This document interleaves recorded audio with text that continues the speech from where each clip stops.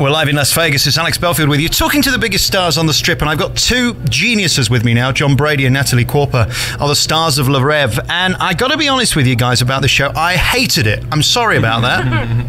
Well, good that you came all this way to hate it. Well, ask me why. Why did you hate it? Well, I'll tell you why, Natalie. I've never felt so insecure as a man in my entire life. So useless, pathetic, fat, and just ridiculous. This is not a show that a guy like me needs to come and see, really, is it? Yeah, there's a lot of gymnasts and a lot of athletes in the show, and dancers, and people that are at the top of their sports, you know.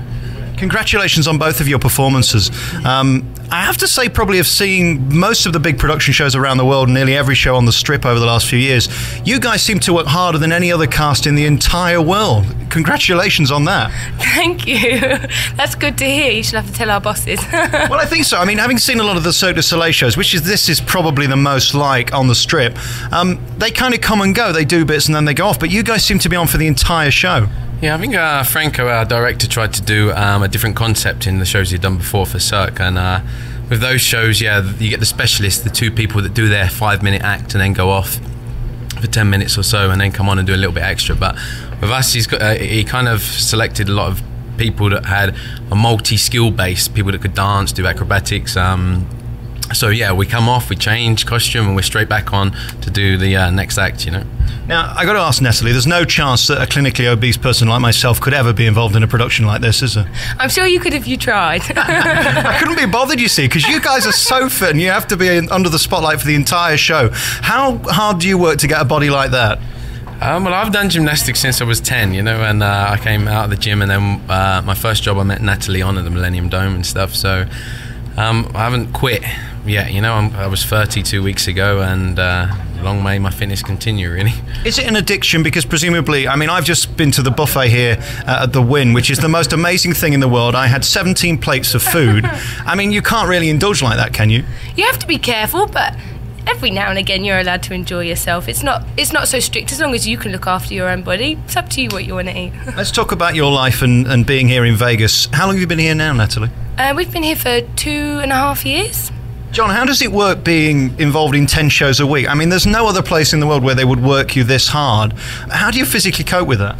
It's difficult because it's not just the 10 shows, you know. We're in from 1 in the afternoon and we don't finish till 12 o'clock at night. So yeah, it's tough with the training side of thing, but with a show like this, you need to do so much rehearsing. And but come the end of the week, as you can see with us now, we're pretty tired. This is not a walk in the park, nor is it showbiz then. If you're doing 11-hour days, this isn't Oprah Winfrey coming in doing an hour and then clearing off, is it? No. It's difficult, and you know, like I've been injured this year. I went out and I was out for a few months with shoulder injuries and stuff. But you know, it's part of the job, and but that's why we love it. You know? Problem I have with this show and a lot of the Cirque du Soleil shows, I don't know how to do you justice in describing how great it is. Technology-wise, there's no show in Britain that goes as far as this show. You've got platforms that move, things that go on under the water that you can't really describe. Presumably there's apparatus under there for you to breathe because you go under and then don't come back up. Yeah, we have this... I don't know the exact number, maybe like 25, 30 scuba divers underneath the water. And whenever we enter from the surface, they're there straight away to give you a regulator and a mask. And we've got like tunnels that travel off stage if you need to go off stage. Or like for me, in the part of the show, I just sit on the bottom of the pool and wait for my cue to come back up again. So it's really interesting. It's like another world down there. It all looks so clever. They've got the brilliant music, which also gives the atmosphere, the lighting, which is incredible, and then the sets that move under and come out of water and then disappear, and then people are jumping in from great heights. The one thing I love about this type of show is that you feel nervous watching it because it looks far more dangerous than it presumably is, or you couldn't do it. Yeah, no, I mean, there are not nerve-wracking moments, but the more you do it, well, for me, the more you do it, the more comfortable you are at it. But yeah, I think it's still scary sometimes. What is the story, John, other than about 30 guys that just look attractive to turn the women on? I'm not really sure. People that come and see the show say it's definitely a show for ladies because the guys in it, you know, they're barely wearing any clothes in a lot of the stuff. And in one act, I wear a skirt, which is difficult to explain to my friends back home. But I suppose other than David Beckham, guys in Essex aren't going to understand that, are they? As I say, I don't go into too much detail when I tell my friends back home what I'm doing. I just say I'm an acrobat and do high diving from 80 feet, etc. You know. How do you deal with that amount of water for that long, so many times a week? I have a shower 2 minutes and I'm gone, and I'm already crinkled up. I mean, how do you deal with this amount of water? I mean, you don't tend to get crinkly because I think you're in and out all the time. I mean, it gets cold, that's one thing, but you do get used to it. I mean, I have like 12 showers a day, so I've got very used to it now. But yeah, it's fine. It's just something that you adapt to. What's life like living in Vegas, Natalie?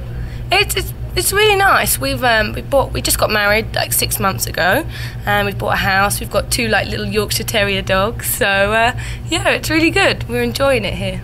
As in you and John? Yes. They didn't tell me that. Yeah, we got married. We met 7 years ago at the Millennium Dome in England. We worked there in the show, and about 6 months ago we decided finally 7 years was long enough to get married.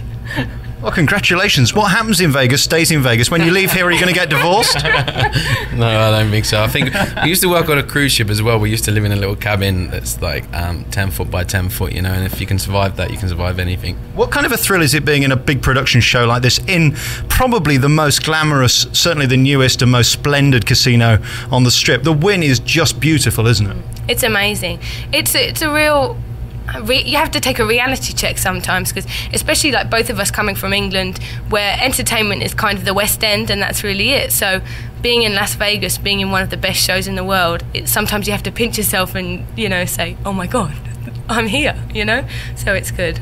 I've got to ask you the question, if you had $100, which is about what it costs to go to one of these big shows, if you had $100 to spend, which one would you go to other than this, of course?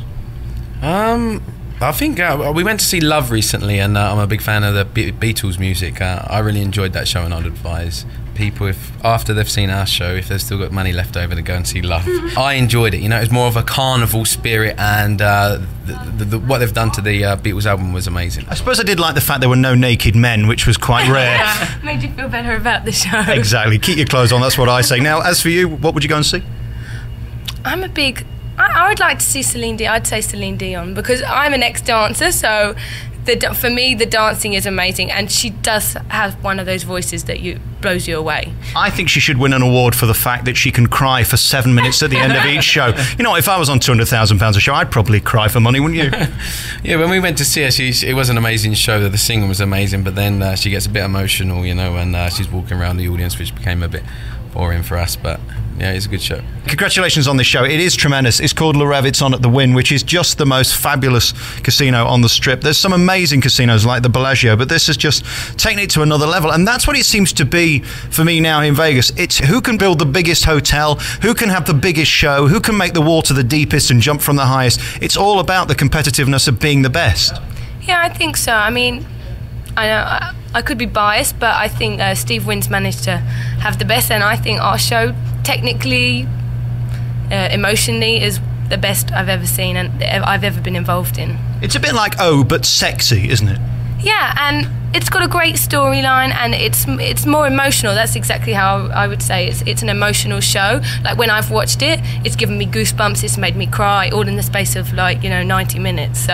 And you've got the most tremendous red dress. Yes, there's many of them that I change, but yeah, it's a beautiful colour. What is it like seeing your wife in that beautiful red frock every night? It's not too bad. It's just the wolf whistles I get a bit upset about from the audience. You know, I'm like, leave her alone. She's mine. John, Natalie, thank you so much for talking to me. Rêve is on at the Wynn. It's a brilliant show. This is Las Vegas Live. Thanks for talking to us. Thank you. Thank you.